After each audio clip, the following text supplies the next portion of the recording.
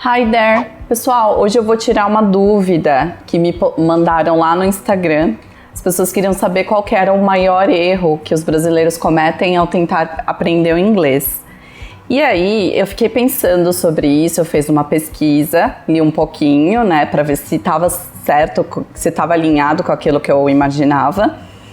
E eu cheguei à conclusão que a gente tem um vilão, um grande vilão. E eu vou dar 5 segundos para vocês pensarem um pouquinho qual é esse grande vilão. O que você acha que é o maior erro que os brasileiros cometem ao tentarem aprender não só o inglês, mas qualquer outra língua? Vai, 5 segundos. Conseguiu adivinhar qual que é? Bom, vamos comparar o que você pensou com o que eu vou falar agora. Depois de 14 anos, quase 15 anos dando aula, eu descobri que o que mais atrapalha as pessoas para aprender outra língua, no aprendizado de outra língua, é quando a gente fica associando aquela nova língua o tempo todo com a nossa língua materna. Como assim? Bom, vou explicar melhor. A nossa língua materna é o português, certo? E aí, vamos falar do inglês, porque é a matéria que eu domino. E aí, você está tentando aprender o inglês e você fica o tempo todo recorrendo ao português. E claro que isso é impossível, né? As pessoas que prometem você não vai usar, tem que esquecer o português, só use inglês. Isso na verdade é impossível. A gente vai fazer essa associação, é natural, porque você já tem essa língua internalizada. Então a gente busca referência o tempo todo para conseguir entender aquela outra língua. Mas qual que é o problema disso? Bom, o problema é que quando a gente começa a aprender, a gente aprende coisas simples. Então vamos supor, maçã, apple, banana e coisas do tipo. Então fica fácil a gente ficar fazendo essa associação com a nossa língua e o inglês. Só que com o passar do tempo vai se complexificando o nível das informações. Como assim? Bom, a gente vai começar a aprender expressões idiomáticas, os phrasal verbs e tudo isso. E aí você necessita nesse momento de um entendimento mais profundo da língua.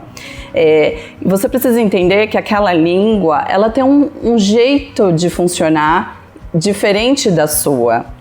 E aí, muita gente, eu percebi que assim, ao longo dos anos que eu fui dando aula, as pessoas que mais tinham dificuldade em aprender a língua inglesa, e acredito que isso se aplica às outras línguas, são aquelas pessoas que não conseguem desvincular do português.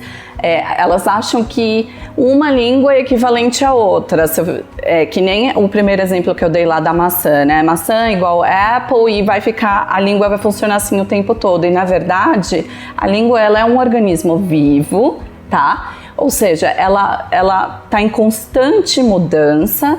E a língua, ela tem um funcionamento único, ela está muito enraizada na cultura. Então, muitas vezes a gente tem que entender a cultura da língua que você está aprendendo, no caso a língua inglesa, vamos dar como exemplo, para você entender por que daquelas expressões, ou enfim. Um exemplo disso é o seguinte, dá para você saber se aquela população, aquela nação, ela é mais feliz ou eles são mais pessimistas pela quantidade de expressões que eles têm para expressar felicidade ou coisas negativas, expressões para expressar coisas negativas. Então você consegue saber muita coisa até pela língua, né? Espero que vocês tenham entendido que as línguas são diferentes e que com o passar do tempo, é claro, no início a gente vai depender muito da tradução, é natural que a gente use a nossa língua como uma forma para se respaldar e conseguir entender aquelas novas informações, mas é importante que você comece a entender como aquela língua funciona. E como que você pode fazer isso, né? A grande dúvida é, nossa, mas como que eu posso fazer isso?